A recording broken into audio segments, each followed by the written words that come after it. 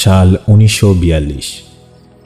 কুসুমগঞ্জের জমিদার শুভাপ্রসন্ন রায়চৌধুরীর শয়নকক্ষের বাতি তখন নিভে গিয়েছে। সম্ভোগের পর ক্লান্ত হয়ে স্ত্রী লীলাবতীর সুন্দর নগ্ন দেহটাকে জড়িয়ে ধরে পরম তৃপ্তিতে ঘুমিয়ে আছেন শুভাপ্রসন্ন। কিন্তু লীলাবতীর চোখে তখনও ঘুম নেই। পাশের খোলা জানালা দিয়ে রূপালী চাঁদের আলো এসে পড়েছে শুভাপ্রসন্নের সুন্দর গৌরবর্ণ মুখের উপর। স্বস্তির নিঃশ্বাস ফেলে লীলাবতী স্বামীর রোমশ বুকে একটি মৃদু চুম্বন করে বিছানায় উঠে বসে। আজ সে খুব খুব খুশি। এতদিন ধরে তাদের স্বামী স্ত্রীর সম্পর্কটা শুধু ছিল নামমাত্র, তবে আজ যেন সেই সম্পর্ক পূর্ণতা অর্জন করল। ফুলশয্যার রাতের পর এই প্রথম আজকে আবার স্বামীকে সম্পূর্ণরূপে নিজের করে পেল লীলাবতী। না, আজ রাতে এত তাড়াতাড়ি ঘুমোবে না লীলাবতী। এই রাতের প্রতিটা মুহূর্তর মাধুর্যকে মর্মে মর্মে উপলব্ধি করতে চায় সে। বিছানার নিচে পড়ে থাকা শাড়িটাকে নিজের দেহে পুনরায় আবৃত করে নেয় লীলাবতী। অতি সন্তর্পণে শয়নকক্ষের বাইরে এসে সে সিঁড়ি দিয়ে উঠে যায় বাড়ির খোলা ছাদের উপর। আজ পূর্ণিমা। মেঘহীন আকাশের বুকে মিটিমিটি জ্বলতে থাকা তারাদের মাঝে থাকা গোল থালার মতো চাঁদটার দিকে মুগ্ধ নয়নে চেয়ে থাকে সে।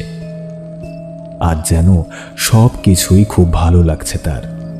চারিদিকের নৈশ নিস্তব্ধতার মধ্যেও যেন কত জীবন্ত, কত মনোরম হয়ে উঠেছে প্রকৃতি। কিন্তু সত্যি কি তাই? ঠিক তখনই পেছনে কারোর এসে দাঁড়ানোর মৃদু পদশব্দ পেয়ে চমকে উঠে পিছন ফিরে তাকায় লীলাবতী। ছাদের ওই আলো আঁধারির মাঝে সে যেন স্পষ্ট দেখতে পায় একটি ছোট্ট মেয়ের আবছা অবয়ব যেন ধীরে ধীরে এগিয়ে আসছে তার দিকে। কে ওখানে? চিৎকার করে ওঠে লীলাবতী। কোনো প্রত্যুত্তর করে না সেই জমাট আধার দিয়ে গড়া বালিকার অবয়ব। শুধু ভেসে আসে একটা ঠান্ডা হাড় কাঁপানো হিসহিসিয়ে হাসির আওয়াজ।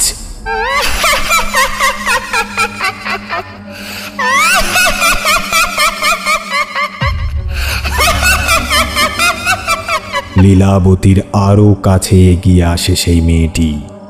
এবার তার অবয়বটি সম্পূর্ণরূপে স্পষ্ট হয়ে ওঠে লীলাবতীর চোখে। আর সেদিকে একবার তাকিয়েই বিস্ফারিত নয়নে আতঙ্কিত কণ্ঠস্বরে তীব্র আর্তনাদ করে ওঠে লীলাবতী। তার কারণ, তার সামনে যে মেয়েটি এগিয়ে আসছে তার ধরের ওপর তার মুন্ডুটা নেই। মেয়েটির কর্তিত মস্তক ধরা আছে তার বুকের সামনে, তার একটি হাতের উপর।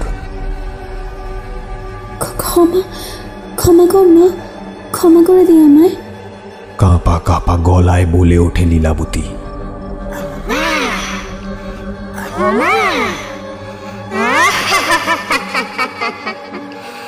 তাচ্ছিল্যের স্বরে হেসে ওঠে কুসুমগঞ্জের কুহকিনীর কবন্ধটি। তোর নেই কোনো ক্ষমা, তোর কোনো ক্ষমা নেই। মুন্ডুহীন মেয়েটি তার আরেকটি হাত বাড়িয়ে দেয় লীলাবতীর দিকে। ক্রমশ বৃদ্ধি পেতে থাকে তার সেই হাতটা। সেটা এসে চেপে ধরে লীলাবতীর গলার টুটিটা। যন্ত্রণায় ছটফট করতে থাকে লীলাবতী। তার দম বন্ধ হয়ে আসে, দুই চোখ আরো বিস্ফারিত হয়ে যায়। মুখের ভেতর থেকে ঝুলে পড়ে তার জিভ। তার নাক এবং মুখ দিয়ে বেরিয়ে আসে সরু রক্তের ধারা। কিন্তু তাও ইস্পাতের মতো কঠিন হাত দিয়ে সেই প্রেতিনী রুদ্ধ করে রাখে লীলাবতীর শ্বাস যন্ত্রের ক্রিয়াকলাপ। ক্ষমা নেই, তোর কোনো ক্ষমা নেই। একই কথা বলতে বলতে হিংস্রতম উল্লাসে ফেটে পড়ে সেই পিশাচিনী।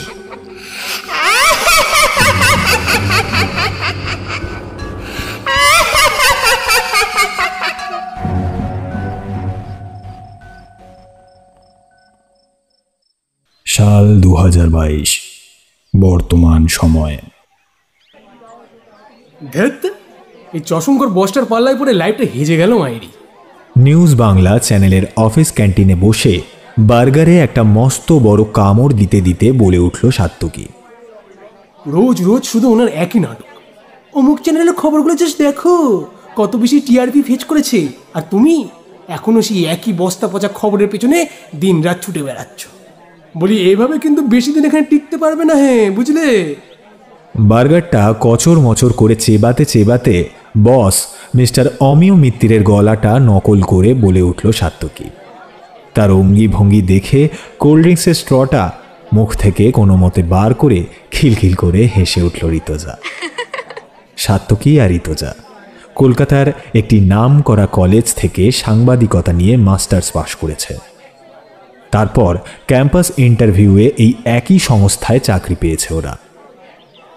সেই কলেজ লাইফ থেকে দুজনের মধ্যে থাকা ভালো লাগা এখন রূপ নিয়েছে ভালোবাসার।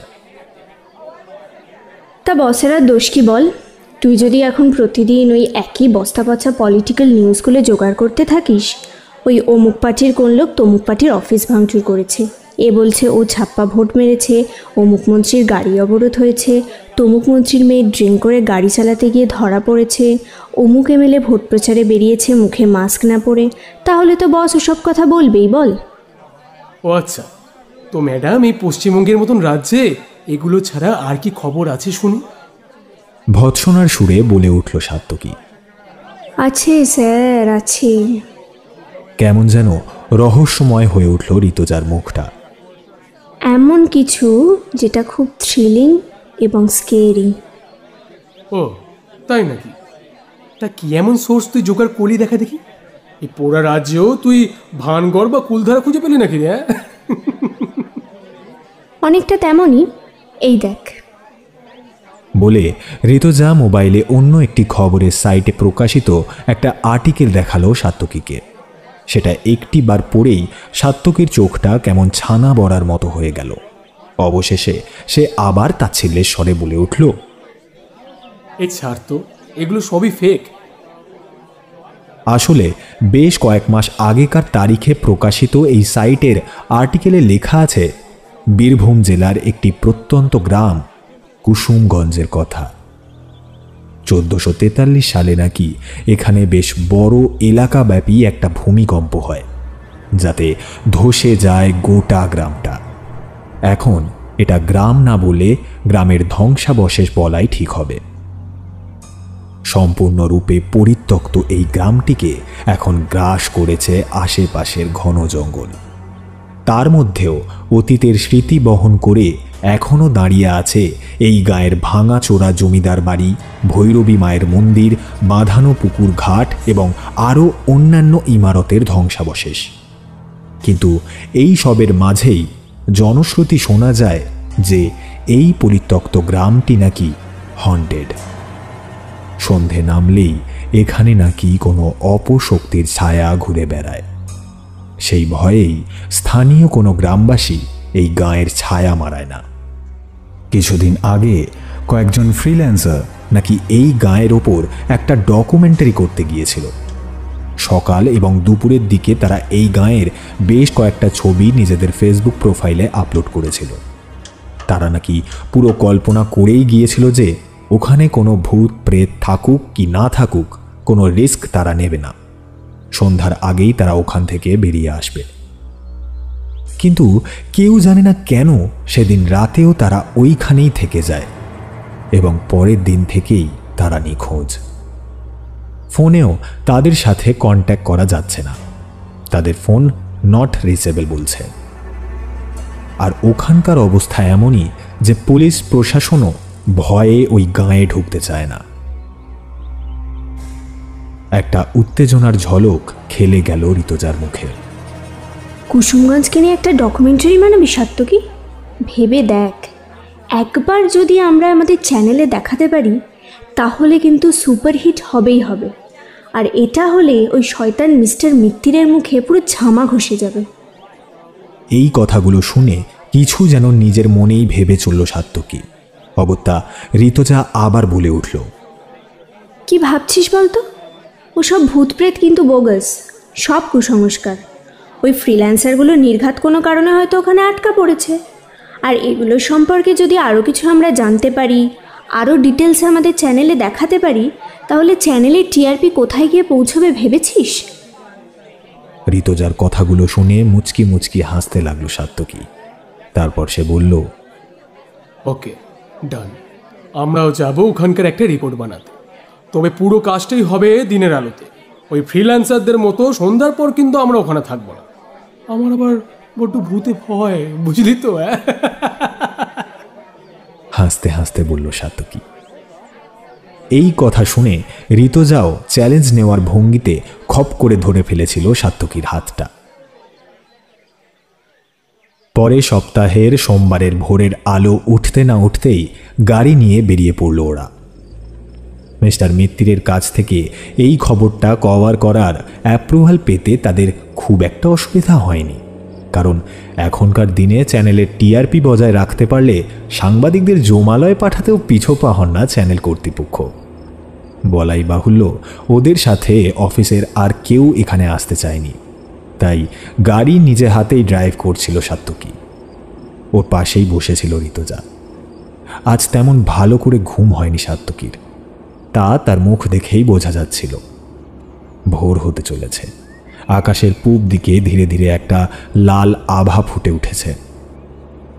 রাস্তায় তেমন কোনো যানজট এই সময় থাকার কথা নয়।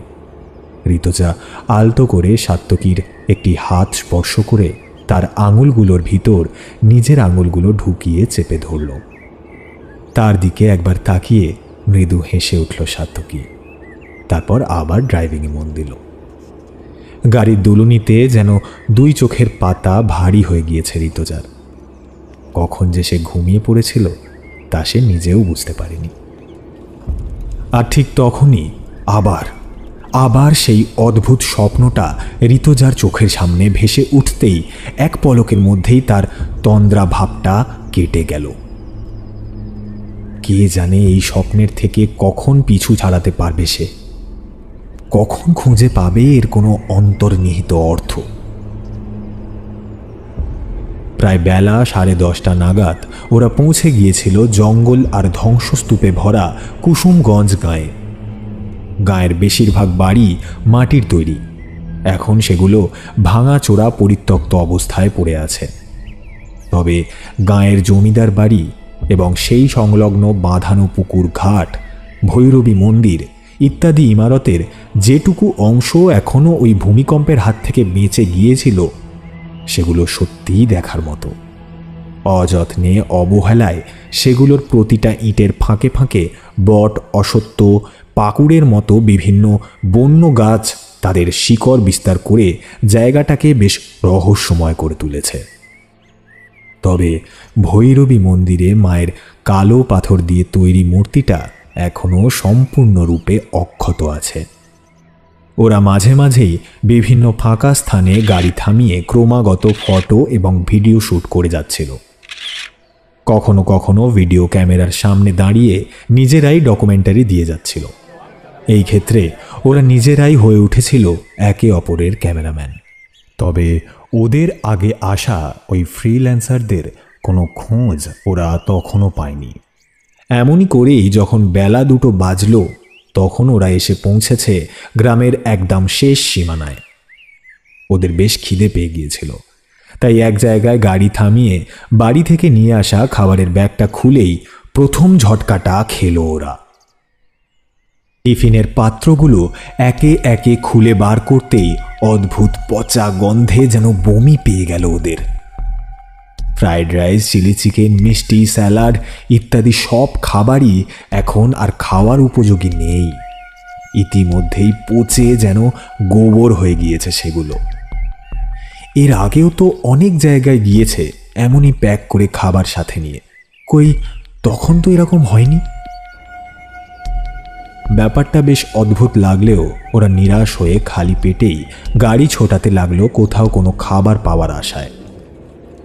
কিন্তু এই জনমানব শূন্য গাঁয়েও খাবার পাওয়া যে সম্পূর্ণরূপে অসম্ভব নয় তা একটু পরেই ওরা বুঝতে পারল।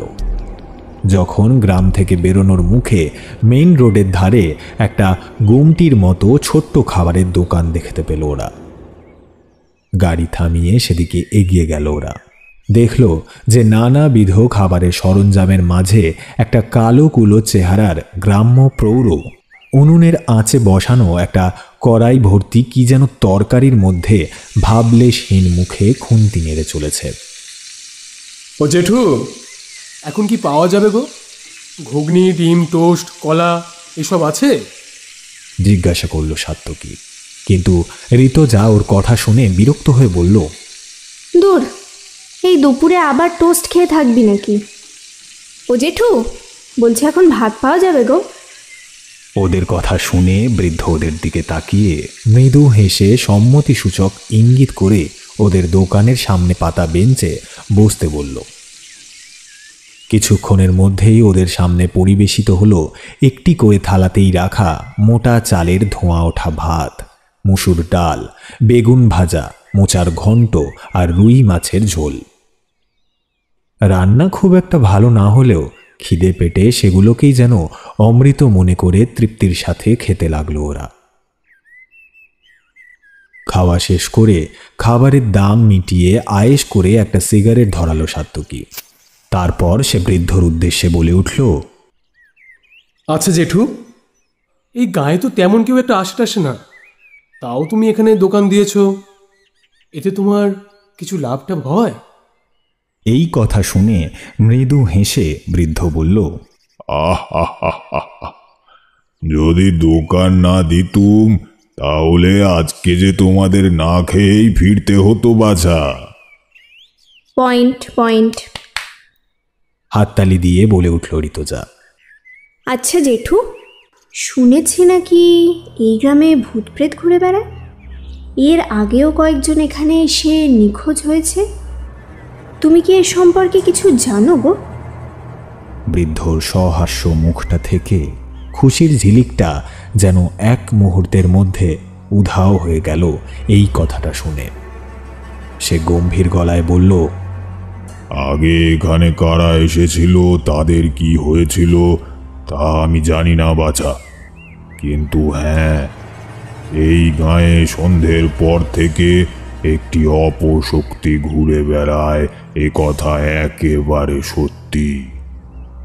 ঋতুজা আর সাত্তকী দুজনেরই কেমন গা ছমছম করে উঠল এই কথাটা শুনে। ঋতুজা আবার বলে উঠল, তুমি এই বিষয়ে যা জানো সেটা আমাদের খুলে বলবে জেঠু। না না বাছা, সে অনেক বড় কাহিনী, তোমাদের শুনে কাজ নেই। একটু পরেই সন্ধে নামবে, তোমরা বরং আগে ভাগেই এখান থেকে কেটে পড়ো বাছা। সন্ধ্যের আগে আমাকেও পাশের গাঁয়ে বাড়ি ফিরতে হবে। আরে জাস্ট রিল্যাক্স জেঠু, এখন সবে দুপুর 2:30 বাজে, সন্ধ্যা হতে এখনো অনেক দেরি। তুমি যা জানো আমাদের বলো না প্লিজ, এতে এতে আমাদেরও খুব সুবিধা হবে গো। এই বলে সাত্তকী ওই বৃদ্ধকে তাদের এখানে আসার কারণ সংক্ষেপে ব্যাখ্যা করল। মুখে একটা পান গুঁজে আয়েশ করে ওদের এঁটো পাতগুলো মাছতে বসল বৃদ্ধ। তারপর সে বলে উঠল, ঠিক আছে বাছা, তোমাদের যদি এই গাঁয়ের সেই ভয়ঙ্কর ইতিহাস শুনে চাকরি বাকরির ক্ষেত্রে সুবিধে হয় তাহলে তোমাদের সব কিছু খুলেই বলছি। আসলে আমাদের পূর্বপুরুষের এই গাঁয়েই বাস ছিল, কিন্তু কিছু কারণবশত উদ্বাস্তু হয়ে আমরা পাশের গাঁয়ে পালিয়ে যাই। তাই মা ঠাকুমার মুখ থেকে এই অভিশপ্ত গাঁয়ের ইতিহাস সম্বন্ধে যা শুনেছি সেটাই তোমাদের বলছি বাছা। বলতে শুরু করলো বৃদ্ধ। সেটা কোন সাল তা আমি বলতে পারবো না, তবে এই দেশ স্বাধীন হওয়ার কিছু আগেকার কথা। তখন এই কুসুমগঞ্জের জমিদার ছিল শুভাপ্রসন্ন রায়চৌধুরী। যেমন ছিল তার তেজ, তেমনই ছিল তার দাপট। গাঁয়ে গিয়ে জমিদার বাড়িটা নিশ্চয়ই দেখেছ। এখন তো ওটাকে দেখে পুরো বাড়ি ছাড়া আর কিছুই মনে হয় না, কিন্তু তখন ওই বাড়ির যা জৌলুস ছিল তা কি বলবো। দাস দাসী চাকর নায়েবে গম গম করত গোটা 5 মহলা বাড়িটা। জমিদার বাবুর স্ত্রী লীলাবতী যেন ছিলেন রূপে গুণে একেবারে মা লক্ষ্মী। কিন্তু তবুও তাদের কোনো সন্তান ছিল না, আর তা হবেই বা কি করে? ওই বংশের পুরুষদের রক্তেই যে দোষ ছিল, বাজারে মেয়ে মানুষদের প্রতি আসক্তির দোষ। তাই জমিদার বাবুর প্রায় প্রতিটা রাতই কাটত বাইজি, বেশ্যা এবং পোষা মেয়ে মানুষদের বিছানায়, তার বাগান বাড়িতে। তাই লীলাবতীর কোল ছিল শূন্য। সেই সময় গোলাপবাই নামের এক বাইজির রূপ যৌবনের নেশাতেই বুঁদ হয়েছিলেন শুভাপ্রসন্ন। স্বামীকে নিজের করে না পাওয়ার যন্ত্রণা সব সময় কাঁটার মতো বিঁধে থাকত লীলাবতীর বুকে। ওই গাঁয়ে মা ভৈরবীর একটা মন্দির আছে, সেটাও নিশ্চয়ই তোমরা দেখেছ। আমি যে সময়ের কথা বলছি সেই সময় ওই মন্দিরের পূজারী ছিলেন কালী কিঙ্কর চাটুর্যে নামের এক ব্রাহ্মণ। স্ত্রী পুত্রকে নিয়ে এই গাঁয়েই মন্দিরের পাশে একটা কুঁড়ে ঘরে থাকত সে। লীলাবতী প্রায়ই সেই মন্দিরে গিয়ে পড়ে থাকত। মায়ের কাছে কেঁদে কেঁদে বলতো তার স্বামীর মন থেকে গোলাপবাইয়ের প্রতি আকর্ষণ কমিয়ে দিয়ে তাকে তার কাছে ফিরিয়ে দিতে। এমনকি কালী কিঙ্করের কথা মতো নানা পূজা, হোম, যজ্ঞ, ব্রত, মানত করতেও কোনো কার্পণ্য কোনো দিন করেনি লীলাবতী। কিন্তু এত কিছু করেও কোনো ফল হলো না। ভৈরবী মায়ের কোনো কৃপা দৃষ্টি যেন পড়ল না লীলাবতীর ওপর। ঠিক এমনই একদিন লীলাবতীর খাস দাসী বিমলা তাকে জানালো যে এই গাঁয়ের শ্মশানের শেষে নদীর ধারে যে শ্মশান কালী মন্দিরটা আছে, তার ঠিক পিছনেই একটা ঝুপড়ি মতো বানিয়ে সেখানে থাকতে শুরু করেছে এক তান্ত্রিক সাধিকা। তাকে নাকি কুন্তলা মা বলে ডাকে। তার নানা রকমের টোটকা উপাচারে ইতিমধ্যেই গাঁয়ের বেশ কিছু মানুষের উপকার হয়েছে।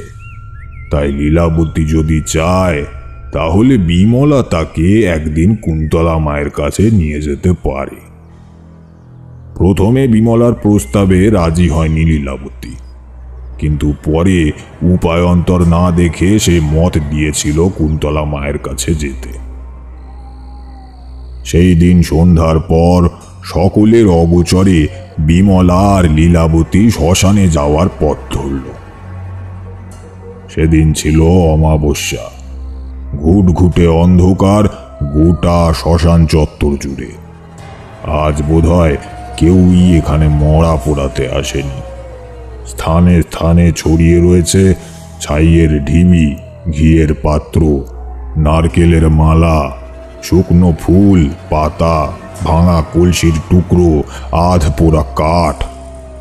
এই সব কিছু থেকে পা বাঁচিয়ে দুরু দুরু বুকে বিমলা আর লীলাবতী এগিয়ে এলো শ্মশান কালী মন্দিরের পিছনে। কুন্তলা মায়ের ঝুপড়ির বাইরে থেকেই একটা দোদুল্যমান আলোর রেখা ভেসে আসছিল ওদের চোখে। কোনো দুর্বোধ্য ভাষায় মন্ত্রোচ্চারণ করার আওয়াজ ভেসে আসছিল ওদের কানে। আজকে যে ওরা এখানে আসছে সেই খবর ওরা আগেই পাঠিয়ে রেখেছিল কুন্তলা মাকে। ওরা সেই তালপাতার কুঁড়ে ঘরের মধ্যে ঢুকে দেখল এক ঘোর কৃষ্ণবর্ণা ভীষণ দর্শন প্রৌঢ়াকে, যার গায়ে রয়েছে শুধুমাত্র একটি লাল কাপড়। সেটার আঁচল দিয়েই নিজের বুক ঢেকে রেখেছে সেই মহিলা। তার জটা ধরা চুল মাথার ওপরে চূড়ো করে বাঁধা, তার গলায় এবং হাতে বাঁধা রুদ্রাক্ষ এবং বিভিন্ন ছোট পাথর দিয়ে গাঁথা মালা। সে ধ্যানমগ্ন। তার সামনে দাউ দাউ করে জ্বলছে যজ্ঞের আগুন। তার চারিপাশে ছড়িয়ে রয়েছে মরার হাড়গোড়, হলুদ, সিঁদুর, রক্তচন্দন, বিভিন্ন গাছের শেকড় বাকড়, নৃশংসভাবে বলি দেওয়া বেশ কিছু পশুর মৃতদেহ, আর তার ঠিক পেছনেই রয়েছে কোনো কালো পদার্থ দিয়ে তৈরি এক ভয়ানক দেবীর মূর্তি। নাচের ভঙ্গিমায় দাঁড়িয়ে আছেন সেই দেবী।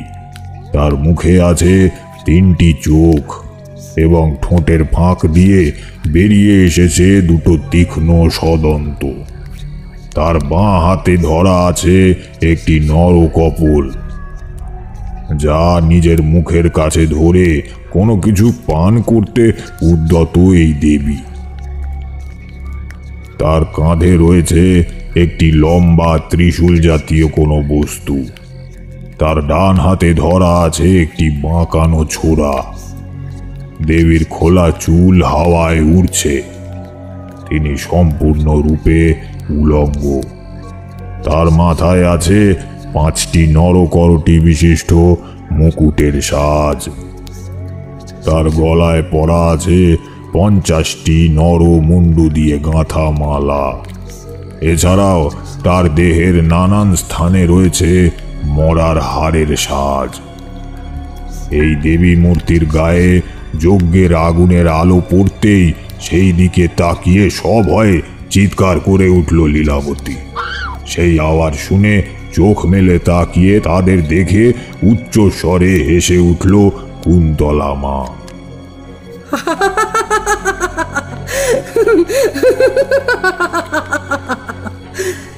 এসেছিস তোরা? বস বস। ওই দেবী মূর্তিকে দেখে ভয় পাস না কিন্তু। উনি হলেন মা নরডাকিনী, খুব শক্তিশালী বজ্রযানী অপদেবী।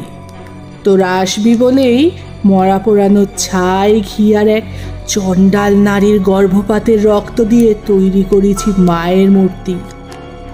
লীলাবতীর দিকে চেয়ে বলতে লাগলো কুন্তলা, শোন, তুই তোর স্বামীকে তোর কাছে ফিরে পেতে চাস, তাই তো? এর একমাত্র উপায় হলো যে পরস্ত্রীর প্রতি তোর স্বামী আসক্ত তাকে এই পৃথিবী থেকে সরিয়ে দেওয়া। আর সেই ব্যবস্থাই আমি আজ তোকে করে দিচ্ছি। ক্রূর কণ্ঠে বলে উঠল কুন্তলা। লীলাবতী যেন একটু দোটানায় পড়ল। সে তার স্বামীকে ফিরে পেতে চায় ঠিকই, কিন্তু তার জন্য অন্য কারোর প্রাণ নিয়ে নেওয়া, এটা কি ঠিক হবে? কিন্তু পর মুহূর্তেই গোলাপের নগ্ন দেহের উপর নিজের স্বামীর দেহের একটি দৃশ্য মনে মনে কল্পনা করার সাথে সাথেই মন শক্ত করল লীলাবতী। সে জানালো যে সে কুন্তলার প্রস্তাবে রাজি। এই কথা শুনে খুশি হয়ে কুন্তলা তার কুঁড়ে ঘরের কোণে একটি উপুর করে রাখা ঝুড়ি তুলে বার করলো একটা পা আর ডানা বেঁধে রাখা শকুনের বাচ্চাকে। কর্কশ স্বরে ডাকতে লাগলো পাখিটা। দেবী মূর্তির সামনে শকুনটাকে নিয়ে গিয়ে তার ঘাটটি ধরে তীব্র গতিতে একটা মোচড় দিল কুন্তলা, আর সাথে সাথেই চিৎকার করতে করতে পাখিটা ডাকিনীর পায়ের কাছে ছটপট করতে করতে ক্রমশ নিস্তেজ হয়ে গেল। এবার যজ্ঞের আগুনের চারপাশে বেশ কয়েকটি বড় পাথর বসিয়ে উনুনের মতো একটি বস্তু তৈরি করল কুন্তলা। একটি মরার খুলি ভেঙে তার উপরের অংশটি সেই পাথরগুলোর ওপর বসালো সে। এর সাথে অন্য আরেকটি নরকরটির মধ্যে দেশি মদ, পাঁঠার কাঁচা কলিজা এবং 7টা বাতাসা দেবীর নৈবেদ্য হিসাবে রাখল সে। এইবার একটা অদ্ভুত মন্ত্র বিড়বিড় করে বলতে বলতে সে একটি তীক্ষ্ণ ছোরা দিয়ে মৃত শকুনটির দেহ থেকে তার 2টো চোখ এবং পায়ের 4টি নখ উপড়ে নিয়ে সেগুলো সে ফেলল যজ্ঞের আগুনের ওপরে রাখা খুলির অংশটির উপর। এর সাথেই সে ওই খুলির অংশের মধ্যে রাখল শেয়ালের হাড়ের 5টি টুকরো, একটি জবা ফুল, 2টি কাকের পালক এবং বেশ কয়েকটি অজানা গাছের শেকড় বাকড়। এর সাথেই লীলাবতীর হাতের একটি আঙুল অল্প কেটে সেটার মধ্যে কুন্তলা ফেলল তার হাতের 5 ফোঁটা রক্ত। কিছুক্ষণের মধ্যেই ওদের সকলের মনে হলো কুঁড়ে ঘরটির বাইরে সাঁই সাঁই করে হাওয়া ছুটতে শুরু করেছে, আর তার মধ্যেই কারা যেন ফিসফিস করে কথা বলতে বলতে এই কুঁড়ে ঘরটি চারিদিকে প্রদক্ষিণ করে চলেছে। মাঝে মাঝে তাদের খিলখিল করে হাসির আওয়াজ ভেসে আসছে। সেই যজ্ঞের আগুনের দিকে মুখ করে অদ্ভুতভাবে মাথা ঝাঁকিয়ে ঝাঁকিয়ে মন্ত্র পাঠ করে চলেছে কুন্তলা। ঠিক এমনই সময় ওরা দেখল হঠাৎ করেই ওই দেবী মূর্তির ছায়াটা যেন কেঁপে উঠল। সেটা ধীরে ধীরে রূপ নিল একটি নগ্ন নারীর অবয়বে। কালো পুঞ্জীভূত ধোঁয়া দিয়ে তৈরি সেই নারীর দেহ। শুধু আলো আঁধারের মাঝে জ্বলছে তার চোখ জোড়া।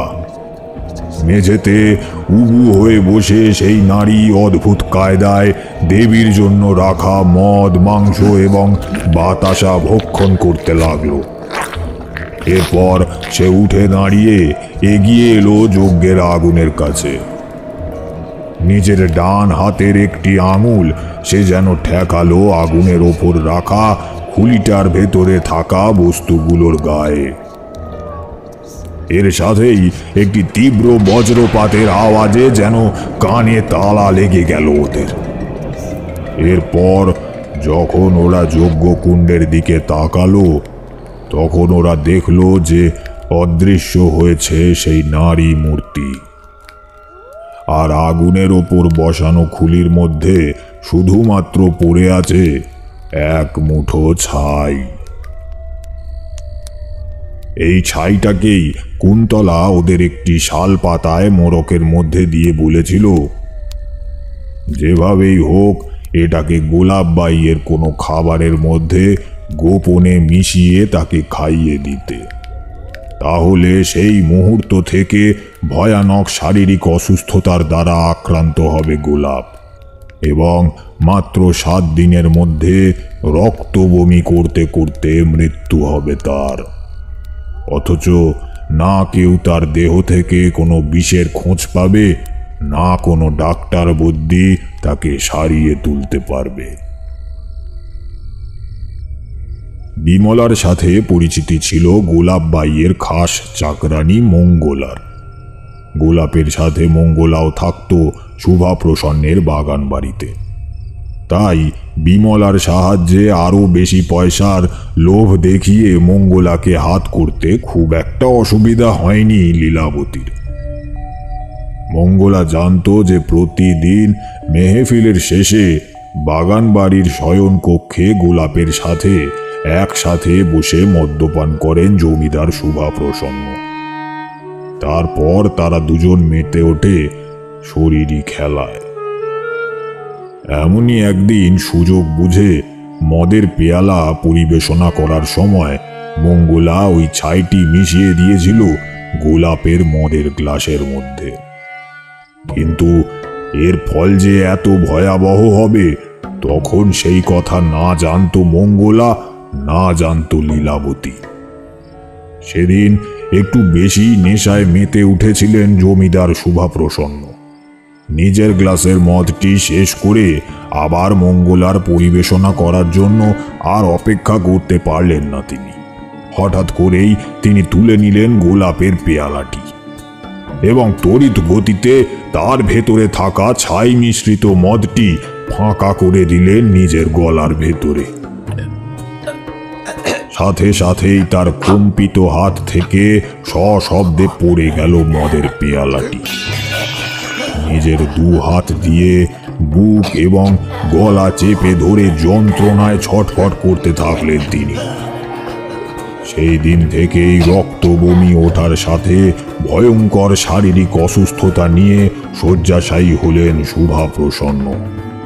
তার জীবনের মেয়াদ রইল আর মাত্র 7 দিন।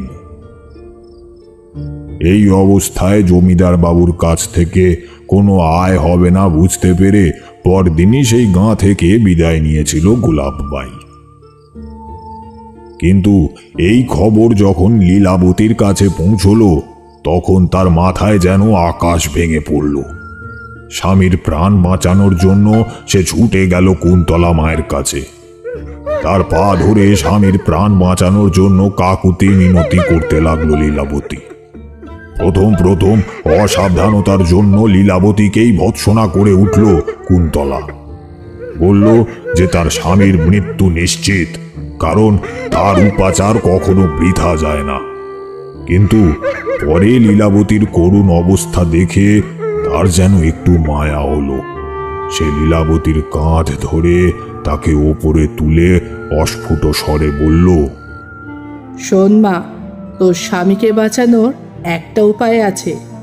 যেহেতু ওই মন্ত্রপুত ছাই তৈরি করার সময় মা নরডাকিনীর কাছে আমি প্রতিজ্ঞাবদ্ধ হয়েছি যে একটি মানুষের প্রাণ নৈবেদ্য হিসাবে তার হাতে তুলে দেব।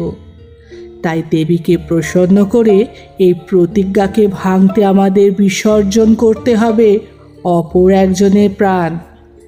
মানে কি বলছেন আপনি মা? বিস্মিত কণ্ঠে বলে উঠল লীলাবতী। এর অর্থ হলো তোর স্বামীকে বাঁচাতে আমাদের মা নরডাকিনীর উদ্দেশ্যে বলি দিতে হবে চণ্ডাল পরিবারের জন্ম নেওয়া অক্ষত যোনি বিশিষ্ট কোনো 12 বছর বয়সী বালিকাকে। একমাত্র তার রক্তে সন্তুষ্ট হয়ে মা রেহাই দেবেন তোর স্বামীকে। দৃঢ় কণ্ঠে বলে উঠেছিল কুন্তলা। সেদিন কুন্তলা মার কথা শুনে থর থর করে কেঁপে উঠেছিল লীলাবতী, কিন্তু আর কোনো উপায়ন্তর না দেখে সে বাধ্য হয়েছিল কুন্তলার কথা মেনে নিতে। জমিদার বাড়ি থেকে জোর কদমে খোঁজ নেওয়া শুরু হলো চণ্ডালের ঘরে জন্ম নেওয়া কোনো 12 বছর বয়সী মেয়ের। এই গাঁয়ে হরিচরণ বলে এক নেশাখোর ডোম থাকত। তার একটি 12 বছর বয়সী মেয়ে ছিল, যার নাম ছিল অমলা। অর্থপিশাচ হরিচরণ মদ খাওয়ার জন্য বিপুল অর্থের পরিবর্তে রাজি হয়ে গেল অমলাকে বলির জন্য কুন্তলার হাতে তুলে দিতে। সারা গাঁয়ে রটিয়ে দেওয়া হলো যে গ্রামের জমিদার কোনো একটি ভয়ঙ্কর রোগে আক্রান্ত। তাই কুন্তলার কথা মতো পরবর্তী অমাবস্যার রাতে অমলাকে দেবী নরডাকিনীর উদ্দেশ্যে বলি দিয়ে জমিদার বাবুকে রোগ মুক্ত করা হবে। আশ্চর্যের বিষয়, গাঁয়ের সকলেই এতে সায় দিয়েছিল। যেন জমিদারের জীবনের থেকে গ্রামের গরিব ঘরের ছোট্ট একটি মেয়ের জীবনের কোনো দামই নেই। কিন্তু এই খবর জানানো হলো না শুধু অমলাকে। নির্দিষ্ট দিনে ছোট্ট অমলাকে সাজিয়ে গুছিয়ে নিয়ে যাওয়া হলো শ্মশানে কুন্তলা মায়ের কুটিরের সামনে। লীলাবতী, বিমলা তথা গোটা গাঁয়ের লোক উপস্থিত ছিল সেই শ্মশানে। হরিচরণ তাকে বলেছিল যে তাকে একটি পুজো দেখানোর জন্য শ্মশানে নিয়ে যাচ্ছে সে। কুটিরের সামনে বড় করে যজ্ঞকুণ্ড স্থাপনা করা হয়েছে। নরডাকিনীর মূর্তিটাকেও কুটিরের বাইরে এনে রাখা হয়েছে, অগ্নিকুণ্ডের ঠিক পিছনে। আর তার সামনে নানা ধরনের তন্ত্রক্রিয়ায় ব্যবহৃত সামগ্রীর মাঝে বসে এক মনে মন্ত্র পাঠ করে যাচ্ছিল কুন্তলা। এই দেবী মূর্তিকে আগে কখনো দেখেনি অমলা, তাই সে বারবার বাবাকে জিজ্ঞাসা করছিল এটা কোন ঠাকুরের মূর্তি, কিন্তু সেটার কোনো উত্তর পাচ্ছিল না সে বাপের কাছ থেকে। দেবীর পুজো সমাপন হলে যখন দুইজন জমিদারের লেঠেল এসে অমলার 2 হাত ধরে তাকে নিয়ে যেতে উদ্যত হলো মূর্তির সামনে রাখা হাড়ি কাঠের দিকে, তখন যেন নিজের বিপদের সম্বন্ধে টের পেল অমলা। বাবা বাবা, ওরা আমাকে কোথায় নিয়ে যাচ্ছে বাবা? ওরা ওরা কি করবে আমার সাথে বাবা? বাবা বাবা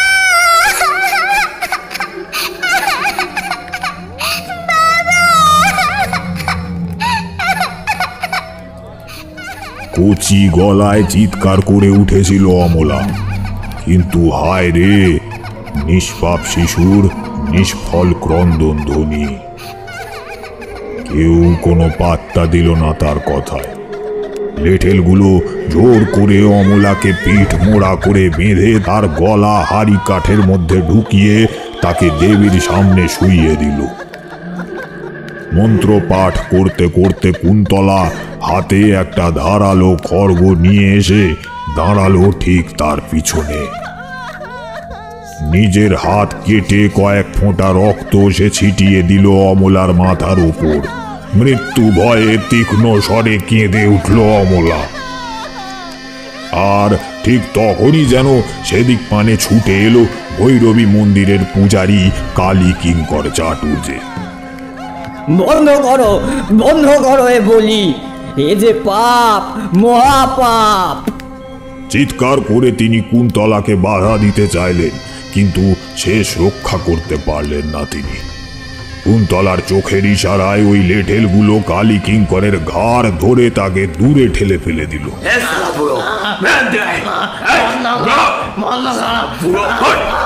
শ্মশানের মাটিতে পড়ে গিয়ে কালী কিঙ্কর ভয়ার্ত দৃষ্টিতে দেখলেন যে পৈশাচিক কণ্ঠে একবার হেসে উঠল কুন্তলা।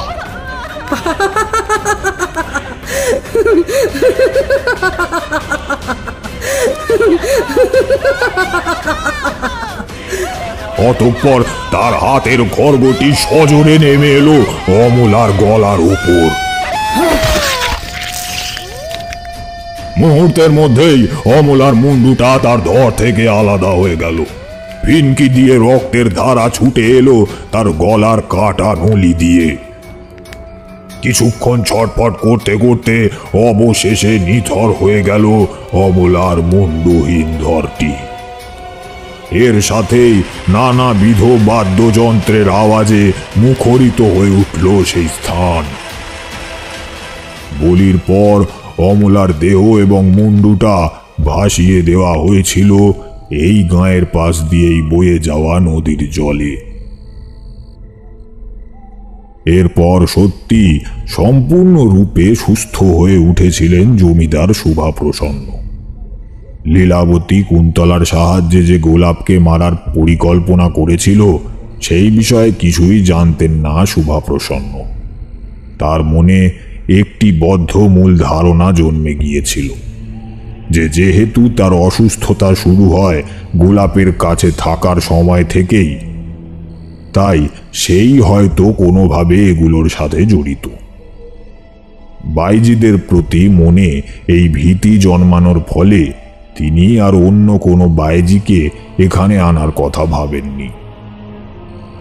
এর ফলে এরপর থেকে তিনি লীলাবতীর সাথেই রাত্রিবাস করতে লাগলেন। অর্থাৎ সত্যি পূরণ হলো লীলাবতীর মনোবাসনা। কিন্তু আসল বিপর্যয়ের সূচনা হলো এই ঘটনার পর থেকে।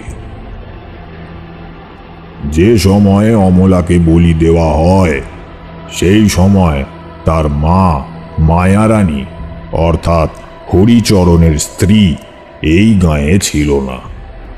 সে অমলাকে বাপের দায়িত্বে রেখে বড় ছেলে নির্মলকে অর্থাৎ অমলার দাদাকে নিয়ে ভিন গাঁয়ে গিয়েছিল তার এক অসুস্থ দিদি শাশুড়িকে দেখার জন্য। এরপর যখন সে গাঁয়ে ফিরে শুনল যে তার মেয়ের এই অবস্থা হয়েছে, তখন সে মেয়ের শোকে দুঃখে এবং স্বামী আর কুন্তলার প্রতি রাগে আক্রোশে একেবারে উন্মাদিনী হয়ে গেল। সেদিন রাতে মদ খেয়ে বাড়ি ফেরার পরই মায়া আঁশ বটির আঘাতে হত্যা করেছিল হরিচরণকে। তারপর এক হাতে রক্ত মাখা বঁটি ও অন্য হাতে নির্মলের হাত ধরে সে ছুটে গেল শ্মশানে, কুন্তলাকেও খতম করার অভিপ্রায়। সেই সময় অপর কোনো মক্কেলের দরকার অনুযায়ী কুন্তলা ছিল নরডাকিনীর সাধনায় মগ্ন। ডাকিনীকে পিশাচিনী রূপে আহ্বান করার সমস্ত তান্ত্রিক উপাচার ইতিমধ্যেই সে করে ফেলেছিল। শুধু বাকি ছিল যজ্ঞের আগুনে নিজের রক্তের আহুতি দিয়ে পিশাচিনীকে নিজের ইচ্ছা বা আদেশের কথা জানানো। ঠিক সেই সময় তার পেছন থেকে ধেয়ে এসেছিল মায়া হাতের আঁশ বটিটা সে সজোরে চালিয়ে দিয়েছিল কুন্তলার গলা লক্ষ্য করে। গলার নলি কেটে তৎক্ষণাৎ মৃত্যু ঘটেছিল কুন্তলার।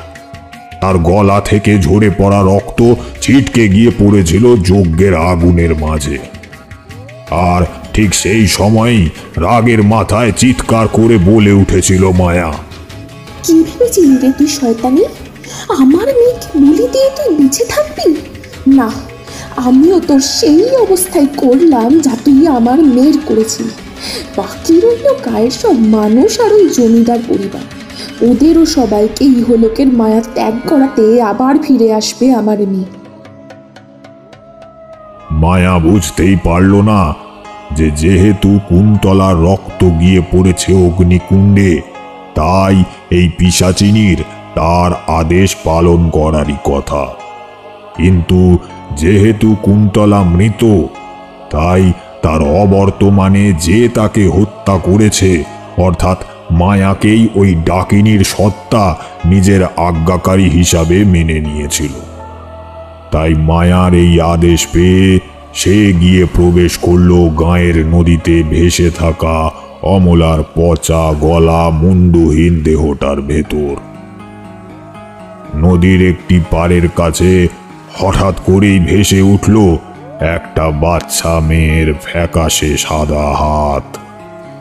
ধীরে ধীরে জল থেকে পাড়ে উঠে এলো একটি বাচ্চা মেয়ের কবন্ধ, যে তার একটি হাতে ধরে রয়েছে তার কাটা মুন্ডুটাকে।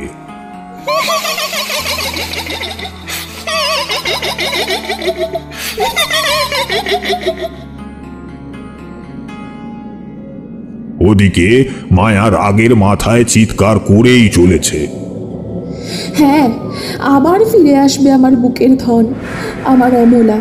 সে এসে গায়ের জমিদারের পরিবারের সকল মানুষকে একে একে শেষ করতে থাকবে, যতক্ষণ না স্বয়ং মা ভৈরবী তাকে আটকাতে আসছে।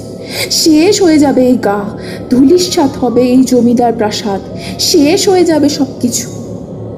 ঠিক এমন সময় পেছনে কারোর পদশব্দ হতেই চমকে উঠে পেছন ফিরে মায়া আর নির্মল দেখল ভিজে পোশাক পরা, ফুলে ফেঁপে সাদা হয়ে ওঠা অমলার কবন্ধটি এক হাতে নিজের কাটা মুন্ডুটি ধরে তাদের পেছনে এসে দাঁড়িয়ে আছে।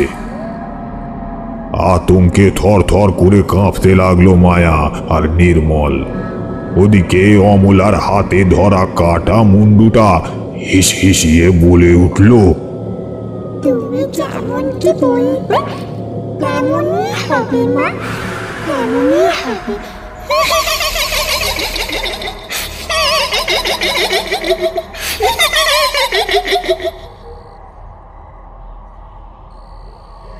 এরপর মায়ার নির্মলের কি হয়েছিল তা আমার জানা নেই, কিন্তু তারপর থেকেই প্রতিদিন রাতের অন্ধকারে লীলাবতী সহ এই গাঁয়ের প্রতিটা মানুষকে নৃশংসভাবে হত্যা করতে লাগলো অমলার কবন্ধরূপী পিশাচিনী।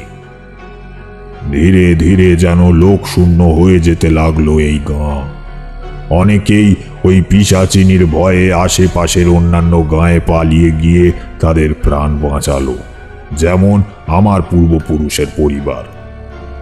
এরপর ভূমিকম্প হওয়ার পরে এই গাঁ হয়ে উঠল সম্পূর্ণরূপে পরিত্যক্ত। কিন্তু অমলার খিদে এখনো মেটেনি বাছা। এখনো সন্ধে হলেই সে এই গাঁয়ে ঘুরে বেড়ায়। সেই সময় এখানে কোনো মানুষ থাকলে তার আর রক্ষা নেই বাছারা। তাই সন্ধ্যা হওয়ার আগেই এখান থেকে কেটে পড়ো, আমিও তাড়াতাড়ি বাড়ি যাই। গল্প বলা শেষ করল বৃদ্ধ।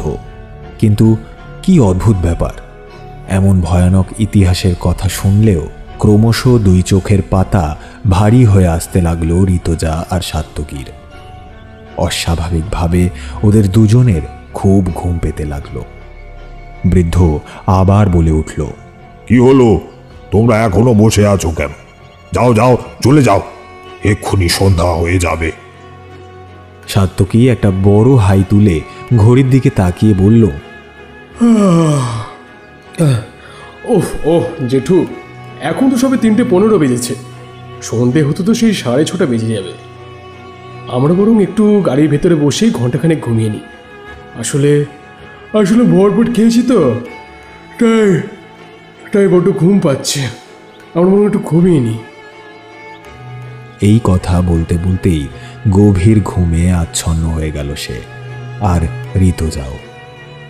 উদ্বিগ্ন মুখে বৃদ্ধ চেয়ে রইল তাদের দিকে।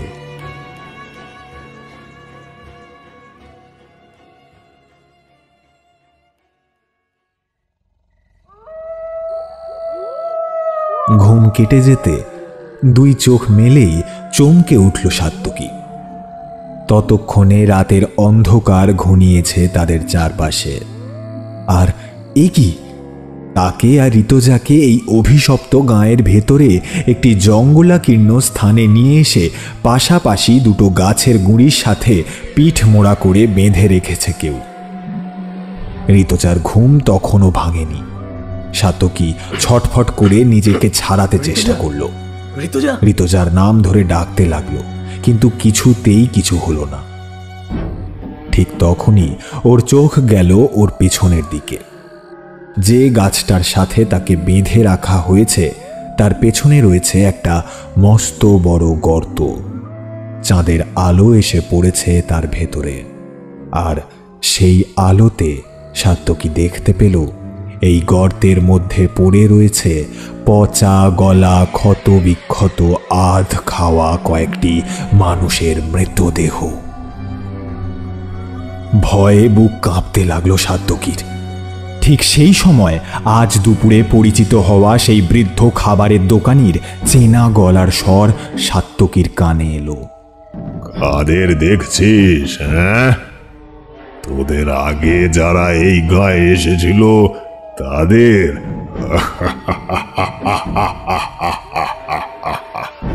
সাত্তকীর সামনে এসে দাঁড়িয়েছে সেই বৃদ্ধ। তার মুখে দুপুরের সেই অমায়িক ভাবটার বদলে এখন রয়েছে অপার হিংস্রতা। হ্যাঁ, ঠিকই ধরেছিস তুই। এই অভিশপ্ত গাঁয়ে যারা আসে তাদের কোনো না কোনোভাবে আমি বাধ্য করি সন্ধ্যার পরও এই গাঁয়ে থাকতে। কেন জানিস? অমলা মা ক্ষুধার্ত যে, সে যে সূর্যের আলোতে বড় কষ্ট পায়, তাই দিনের বেলায় ক্ষুধা নিবারণ করতে পারে না। কিন্তু সে আপ্রাণ চেষ্টা করে যাতে এখানে আসা মানুষগুলোকে আমার কাছে আসতে হয়। এই যেমন আজ তোদের সাথে আনা খাবারটা পচে গেল, সে তো অমলারই কৃপায়। তা না হলে তোরা আমার দোকানে খাবার খেতে আসতিস নাকি বল? আর তোরা না এলে আমি বা তোদের ঘুমের ওষুধ মেশানো খাবার খাইয়ে অচেতন করে এখানে এনে বেঁধে রাখতাম কি করে বল? অমলাই তো আমাকে সাহায্য করলো এই বুড়ো বয়সেও তোদের ঘুমন্ত শরীর দুটোকে অত দূর থেকে এখানে টেনে আনতে। জানিস তো, গল্প বলার সময় তোদের আসল কথাটাই বলিনি আমি। ওই মায়া রানীর ছেলে নির্মল, সেই হলো আমার এক পূর্বপুরুষ। মায়ের মৃত্যুশয্যায় নির্মল মায়াকে কথা দিয়েছিল যে এই গাঁয়ের ওপর তার দেওয়া অভিশাপকে টিকিয়ে রাখার দায়িত্ব বংশ পরম্পরায় নির্মলকে নিতে হবে। আর তাই তো এখন সেই ভার আমার উপর এসে পড়তেছে। যাই হোক, আর সময় নষ্ট নয়। অমলা, মা অমলা, এসো এখানে। দেখো, তোমার আজকের খাবারকে আমি তৈরি রেখেছি।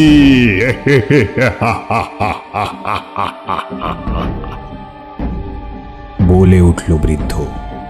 ঠিক সেই সময় সাত্তকী দেখতে পেল ওই বৃদ্ধর পেছন থেকে অন্ধকারের মধ্যে দুটি পা যেন ধীরে ধীরে এগিয়ে আসছে। উন্মোচিত হচ্ছে একটি অল্প বয়সী মেয়ের মুন্ডুহীন অবয়ব, যার মুন্ডুটি ধরা আছে তারই এক হাতে। সেই পিশাচিনীর কাটা মুন্ডুটা লোলুপ দৃষ্টিতে তাকিয়ে আছে তার আর ঋতুজার দিকে। নিশ্চিত মৃত্যুকে যেন ধীরে ধীরে নিজের দিকে এগিয়ে আসতে দেখতে পেল সাত্তকী। সেই পিশাচিনী তার অপর হাতটা প্রসারিত করতে লাগলো সাত্তকীর দিকে, কিন্তু যে সময় সেটা সাত্তকীর গলা স্পর্শ করতে যাবে ঠিক সেই সময়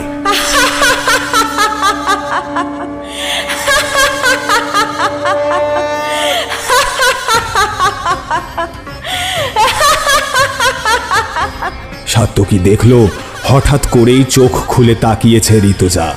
তার চোখ দুটো যেন হয়ে উঠেছে আগুনের মতো লাল। হাসতে হাসতে একটা তীব্র হুঙ্কার করে উঠল ঋতুজা, আর এর সাথেই এক ঝটকায় টুকরো টুকরো হয়ে খসে পড়ল তার শরীরে বেঁধে থাকা দড়িটা। ঠিক সেই সময় যেন একটা ঘূর্ণিঝড় উঠল।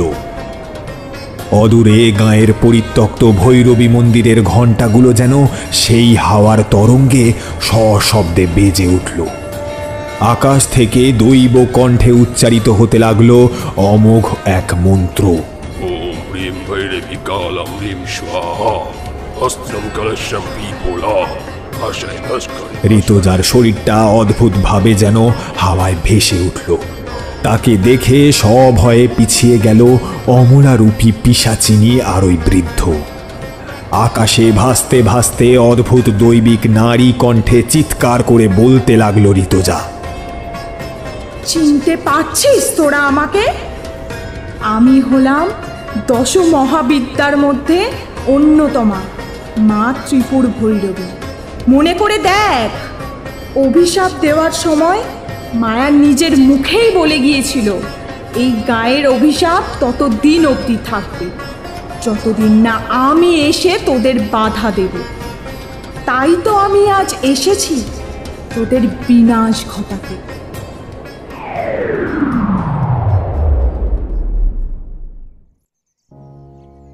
অমলাকে বলি দেওয়ার কয়েক মাসের মধ্যেই যখন এই পিশাচিনীর আতঙ্কে গাঁয়ের লোক ততষ্ঠ, তেমনি একদিন কালী কিঙ্কর চাটুর্যে কপাল চাপড়াতে চাপড়াতে ছুটে গিয়েছিলেন তার আরাধ্য মা ভৈরবীর মন্দিরে। তিনি মায়ের প্রতিমার পায়ে মাথা কুটে কাঁদতে কাঁদতে বললেন,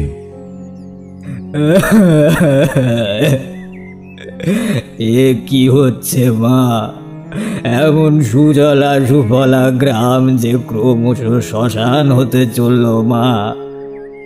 তুমি কোথায় মা? তুমি কোথায়? কেন মানুষকে রক্ষা করছো না তুমি মা? আমি সারা জীবন ভক্তি ভরে তোমার পুজো করে এসেছি মা, তবুও কি তুমি আমাদের দিকে একটিবারের জন্য তাকিয়ে দেখবে না মা?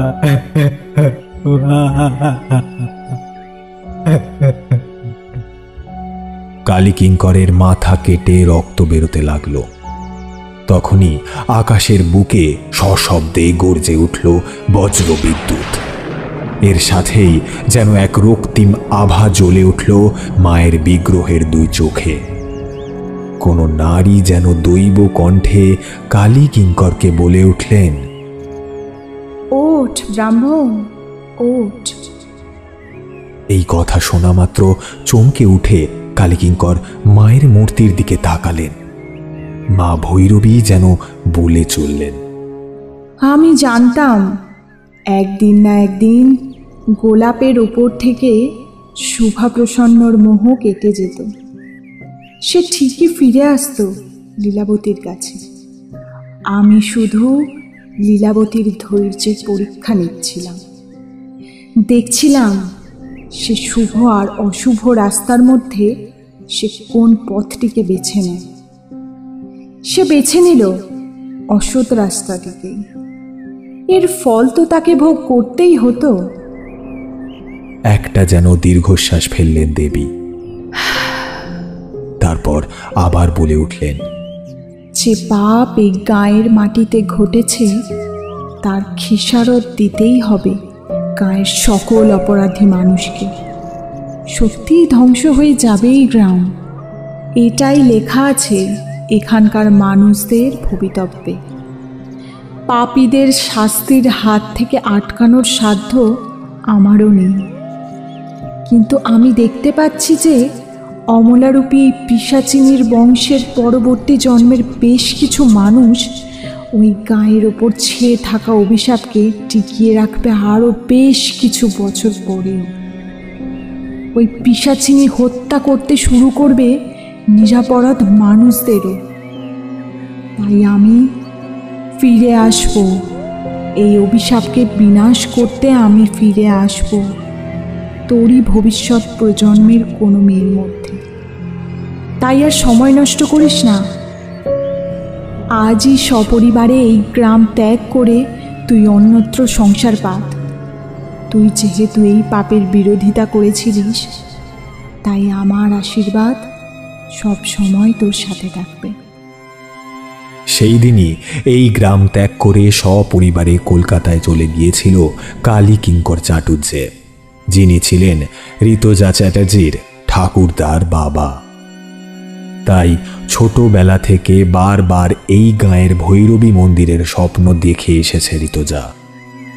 ঘুমের মধ্যে তার বারবার মনে হয়েছে এই মন্দিরের সামনে কোনো এক অপূর্ব সুন্দরী নারী মূর্তি যেন তাকে হাতছানি দিয়ে ডাকছে। সারা জীবন ধরে এই স্বপ্নের রহস্যেরই সমাধান খুঁজতে থেকেছে ঋতজা। এরপর যখন ওই ফ্রিল্যান্সারদের ক্যামেরায় তোলা ওই গাঁয়ের ভৈরবী মন্দিরের ছবি দেখেছিল ঋতজা, তখনই সে চমকে উঠেছিল। সে বুঝতে পেরেছিল যে এইটাই সেই মন্দির যেটা সে স্বপ্নে দেখতে পায়। তাই এই স্বপ্নের রহস্য ভেদ করতে হলে তাকে আসতেই হবে এই গাঁয়ে। তাই তো এত কাঠ খড় পুড়িয়ে সাত্তকীকে নিয়ে সে এসেছে এই গাঁয়ে।